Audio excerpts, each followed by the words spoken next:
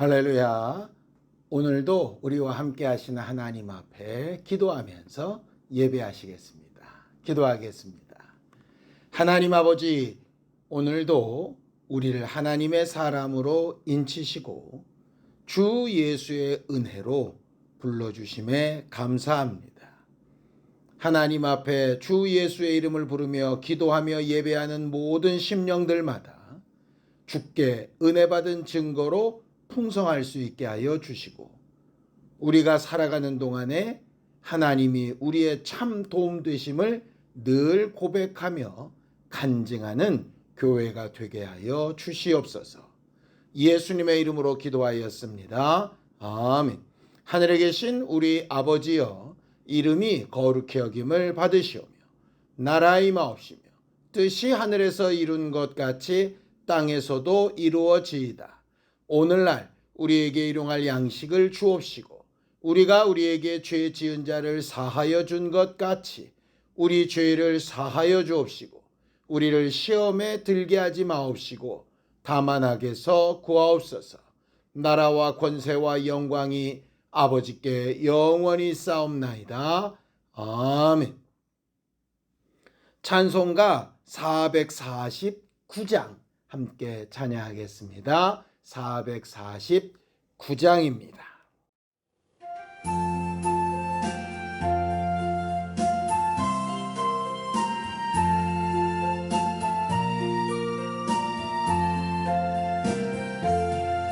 예수 따라가며 복음 순종하면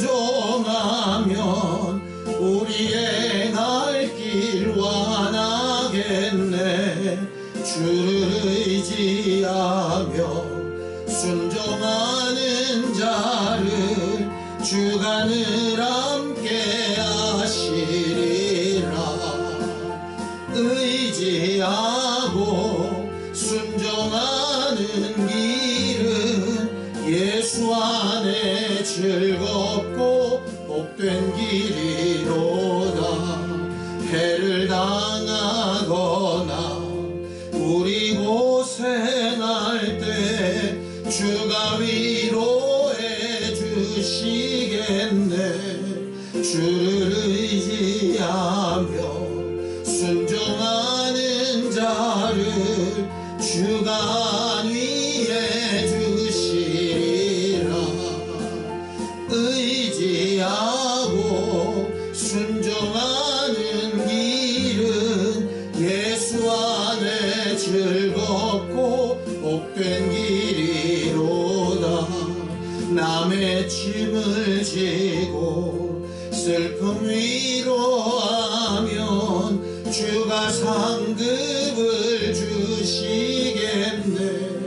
주를 의지하며 순종하는 자를 항상 복 내려주시리라.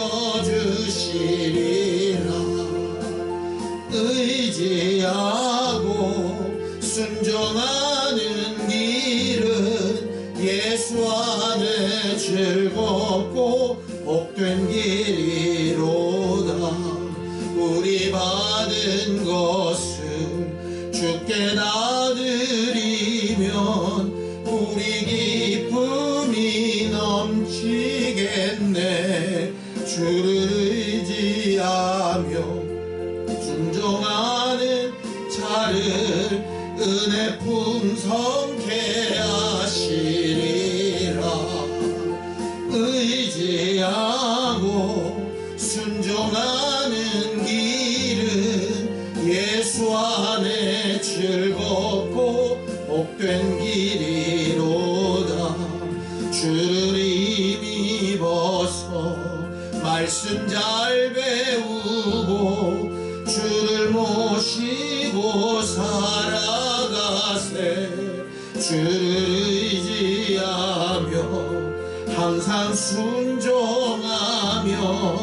주가 사랑해 주시리라. 의지하고 순종하는 길은 예수 안에 즐겁고 복된 길이로다.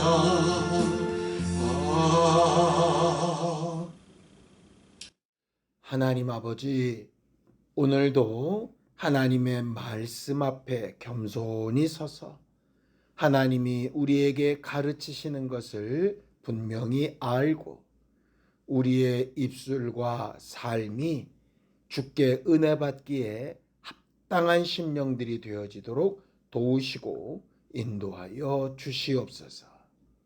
믿음으로 헌금한 손길들 위에 복을 주셔서 하나님 앞에 겸손히 구하며 아뢰을 때에 늘 넘치는 것으로 채우시고 하나님이 일하신 증거로 분명히 깨달을 수 있는 환경으로 만들어가 주시옵소서. 예수님의 이름으로 기도하였습니다. 아멘. 하나님의 말씀은 시편 144편 1절에서 15절까지 말씀을 함께 합독하겠습니다. 시편 144편 1절에서 15절까지 말씀입니다. 함께 읽습니다. 시작. 나의 반석이신 여호와를 찬송하리로다. 그가 내 손을 가르쳐 싸우게 하시며 손가락을 가르쳐 전쟁하게 하시는도다. 여호와는 나의 사랑이시요 나의 요새이시요 나의 산성이시요 나를 건지시는 이시요 나의 방패이시니 내가 그에게 피하였고 그가 내 백성을 내게 복종하게 하셨나이다.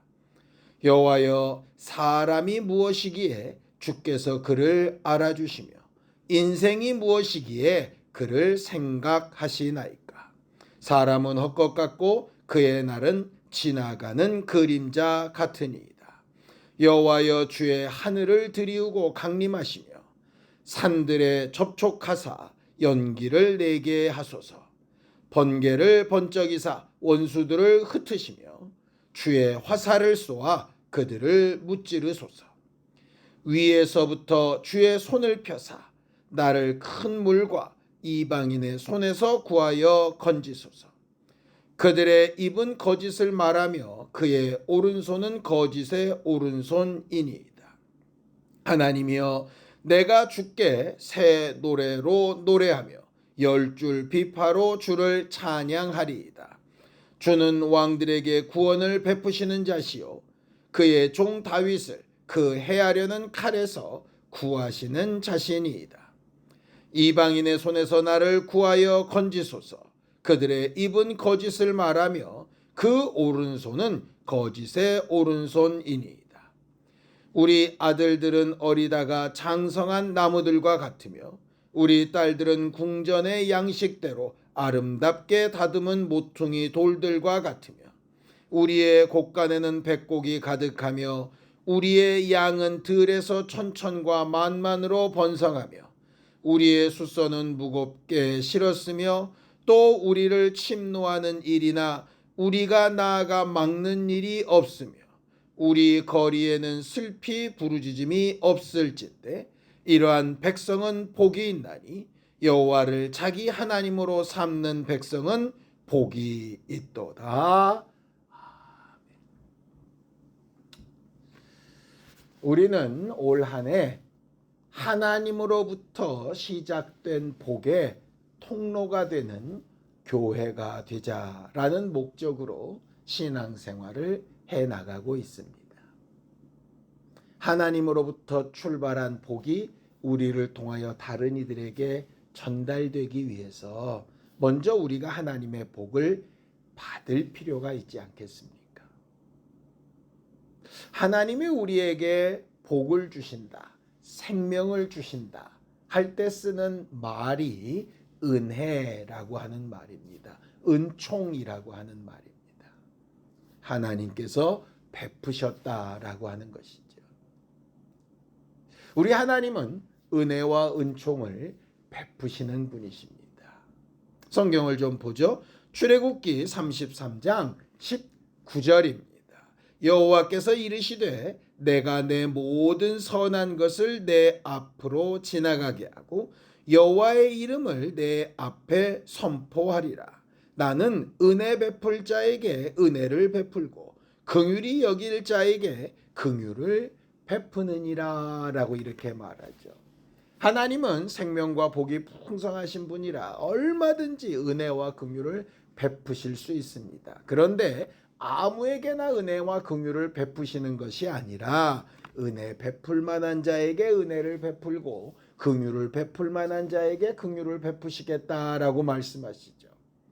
그럼 이제 우리가 성경에서 배워야 할 것은 은혜 베풀 만한 자가 과연 누구고 긍휼을 받을 만한 자가 과연 누구일까라고 하는 것입니다.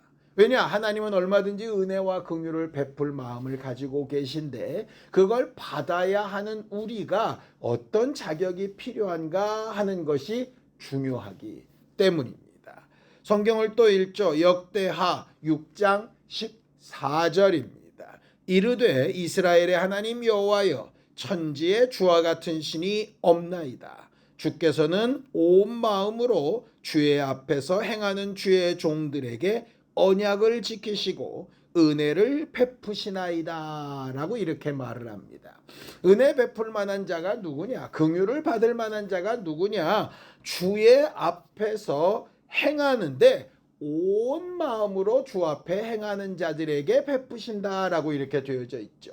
온 마음으로 주 앞에 행한다는 게 뭘까요? 율법을 1.1획도 어김없이 다 지키는 자에게는 사실은 은혜가 필요 없을 겁니다. 왜냐하면 이미 하나님의 법을 다 지켰는데 무슨 은혜가 더 필요하겠어요? 은혜는 우리가 지킬 수 없고 행할 수 없고 부족하고 모자라고 잘못되고 어그러져 있는 것을 용서받고 은혜로 하지 못한 것을 한 걸로 치고 하나님의 인정하심을 얻는다는 얘기 아니겠습니까? 그렇다면 행동이 완벽한 자라는 얘기가 아니라 그 마음과 생각의 방향이 올곧은 자라는 뜻일 겁니다. 성경은 이 부분을 더 쉽게 이렇게 설명을 하지요. 야고보서 4장 6절입니다. 그러나 더욱 큰 은혜를 주시나니 그러므로 일렀으되 하나님이 교만한 자를 물리치시고 겸손한 자에게 은혜를 주신다 하였느니라 라고 이렇게 말을 합니다. 하나님 앞에 온 마음으로 행하는 자의 다른 말이 겸손이라고 하는 말입니다. 겸손은 그저 못합니다, 안 됩니다, 나는 부족합니다 라고 하는 뜻이 아니라 하나님 앞에 그 마음의 중심이 온전히 가 있는 상태를 이야기합니다. 나를 보지 않고 하나님을 보고 있는 것이죠. 내 행동, 내 마음, 내 생각, 내가 판단하는 기준 말고 하나님의 판단의 기준으로 하나님이 보시는 눈으로 하나님이 기뻐하실 만한 일들로 바뀌어져 있는 상태가 사실 겸손이라고 하는 말입니다. 우리는 살아가다 보면 때로는 우리 스스로도 우리를 용서하거나 용납하지 못할 만한 그런 일들을 할 때가 있습니다. 때로는 죄가 생각나고 어려운 일이 생각나고 우리 과거가 후회되고 할 때 되면 내가 나를 용서하지 못해서 참 힘들어하는 경우들이 있을 때도 있습니다. 우리가 양심이 살아있기 때문에 당연히 그런 과정이 있는 것이 중요하겠죠. 그런데 거기에 머물러 있지 아니하고 내 생각이나 판단에 그것이 옳다 하여 주장하고 있지 아니하고 하나님께서 옳다 하시는 바대로 마음과 생각을 온전히 돌려놓는 상태가 바로 겸손한 부분입니다. 우리가 하나님 앞에 기도하러 모였습니다. 기도의 가장 중요한 부분이 뭡니까? 내가 할 수 있고 내가 자격이 되고 이렇게 하는 것을 기도라고 하지 아니하시죠? 예수께서 기도에 대하여 말씀하실 때 바리새인의 기도와 세리의 기도를 구분하신 적이 있습니다. 바리새인의 기도가 어떠했습니까? 주여, 나는 주 앞에 이렇게 행동하고 저렇게 행동하고 저 사람과 같지 않게 이렇게 잘났고 자격이 됩니다. 하나님 앞에 복 받을 만한 사람이지요? 라고 자기를 자랑하는 말을 합니다. 그때 예수께서 그것을 기도라고 말하지 않으십니다. 도리어 하늘을 우러러보지 못하고 자기는 죄인이라고 고백하며 철저하게 엎드려져 있던 그 세리의 외침을 기도라고 이렇게 말씀하시죠. 왜냐? 기도는 겸손함에서 출발하는 일이기 때문입니다. 내가 나를 자랑하는 것은 기도가 아니지요. 기도는 내가 할 수 없는 것을, 내가 알 수 없는 것을, 나로서는 결정할 수 없는 것을, 내 부족함과 연약함을 그대로 고백하면서 하나님의 도우심과 하나님의 지혜와 하나님이 이끌어 가시는 인도하심을 겸손히 사모하는 것이 바로 기도 아니겠습니까?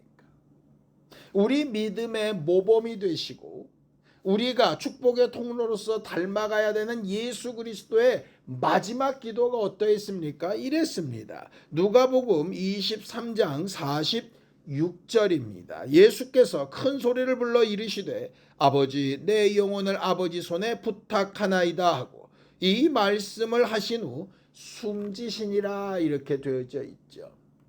겟세마네 동산에서 3번이나 몸부림치며 자기가 원하는 바를 외치셨으나 결국은 겸손하게 아버지의 뜻대로 되기를 원합니다 라고 고백하셨던 이가 예수님이셨습니다. 그리고 마지막 기도는 내 모든 마지막 순간까지 하나님의 손에 의탁합니다 라고 고백하는 것이었죠.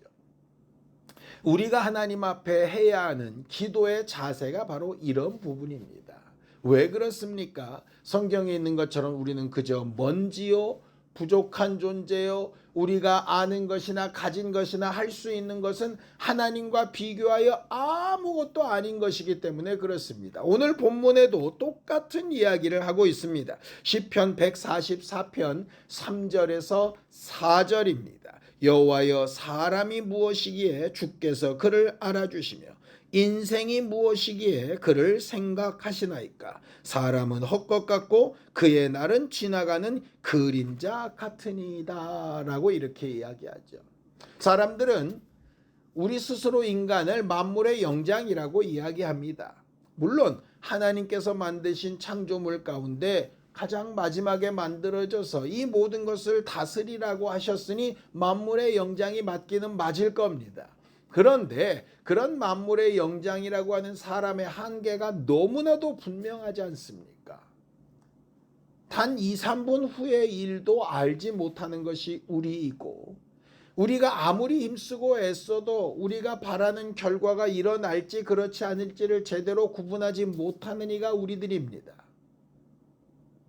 우리가 지금 하고 있는 일이 과연 옳은지 이 방향이 제대로 되어 있는지 절대적으로 판단할 수 없는 존재들입니다. 그저 하나님이 허락하시면 이것저것을 할 수 있겠습니다 라고 고백하는 존재일 뿐이죠. 사람이 뭐라고 내가 뭐라고 하나님의 하나밖에 없는 아들이 이 땅에 오셔서 우리를 위하여 죽으시고 피 흘리시고 그 모든 일을 다 감당하시고 지금도 하나님 앞에 원수된 것처럼 여전히 옛 습관대로 살아가고 있음에도 불구하고 지금도 보좌 우편에서 우리를 위하여 간구하시고 성령을 보내셔서 우리의 마음을 감동하시는 이유가 어디 있겠습니까?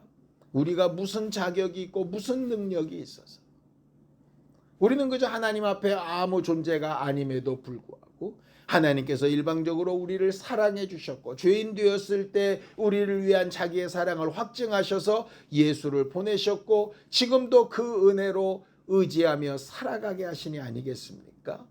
그러니 지금 우리가 처한 상황이나 환경이나 형편 때문에 마치 뭔가 된 것처럼 내가 왜 이런 대우를 받아야 되냐며 악을 쓰는 존재가 아니라 마땅히 먼지처럼 흩어지고 아무것도 아닌 그림자처럼 그렇게 사그라질 존재였던 우리를 이렇게까지 사랑하시고 살리시고 위로하시고 함께하고 계신 사실에 대하여 감사하고 하나님의 방법을 더 사모하며 하나님께서 이끌어 가시기를 간구해야 되는 것이 우리들의 모습 아니겠는가 하는 것이죠. 오늘 다시 한번 생각해 보기를 원합니다. 우리가 하나님을 아버지라 부르고 하나님의 자녀된 권세를 가졌다 하지만 무슨 자격과 능력이 있어서 그렇게 말할 수 있는 겁니까? 우리는 그저 죄인이었고 먼지와 같은 자고 하나님이 우리를 돕지 아니하시면 아무것도 아닌 존재인 것을 고백할 수밖에 없지 않습니까? 그러한 믿음의 겸손함이 하나님 앞에 마음과 생각을 분명히 세우고 하나님께서 이끌어 가시고 응답하신 일에 마땅한 말과 찬양으로 고백할 수 있는 교회가 되어져 가기를 원합니다. 성경을 또 한번 보죠. 시편 144편 9절에서 10절입니다. 하나님이여 내가 주께 새 노래로 노래하며 열줄 비파로 주를 찬양하리이다. 주는 왕들에게 구원을 베푸시는 자시요 그의 종 다윗을 그 해하려는 칼에서 구하시는 자신이다 라고 이렇게 말하죠. 다윗이 하나님 앞에 매우 성실한 사람이긴 했으나 왕이 될 만한 제목은 아니었죠. 그의 삶이 하나님의 마음에 합하다 인정은 받지만 실질적으로 그의 삶이 하나님께 합한 아주 완전무결한 사람은 아니었지 않습니까? 하나님께서 흠 많고 부족하고 연약한 이를 위로하시고 은혜 베푸시고 겸손한 상태를 지킬 수 있도록 하셨던 것처럼 우리들의 올 한 해의 삶도 그 겸손함을 지키고 이루고 인도받는 겸손한 한 걸음 한 걸음이 되기를 예수님의 이름으로 축원합니다. 우리의 상황이나 환경이나 형편에 우리가 기도해야 될 제목들이 있다면 우리가 겸손함을 깨닫고 하나님 앞에 회개할 것을 찾고 하나님께서 그 가운데서도 가장 아름다운 길로 인도하실 것을 믿는 겸손한 고백으로 기도하고 응답도 얻고 그 응답된 것을 찬양하며 증거하는 교회가 될 수 있기를 예수님의 이름으로 축원합니다. 기도하겠습니다. 하나님 아버지, 우리는 하나님 앞에 마음을 온전히 다하며 겸손한 교회로 바로 서게 되기를 원합니다. 마치 무언가 된 것처럼 우리 자신을 높이고 싶어질 때에 우리가 과연 무엇이기에 우리가 어떤 존재이기에 하나님의 사랑을 받고 있는가 하는 것을 다시 한번 깨닫고 생각할 줄 아는 교회가 되게 도와주시옵소서. 그래서 주 예수께서 기도하셨던 것처럼 매 순간 우리의 모든 사정과 상황과 형편과 결정을 하나님의 손에 맡기고 하나님께서 이끌어 가시는 증거를 보는 귀한 체험들이 넘치고 넘치는 교회가 되도록 역사하여 주시옵소서. 이제는 우리 주 예수 그리스도의 은혜와 하나님 아버지의 극진하신 사랑과 성령님의 감동하시고 함께하시는 분명한 증거가 하나님 앞에 받은 은혜와 복을 기억하며 겸손하기로 결심하는 우리 모두의 이제로부터 영원까지 함께 있을지어다. 아멘.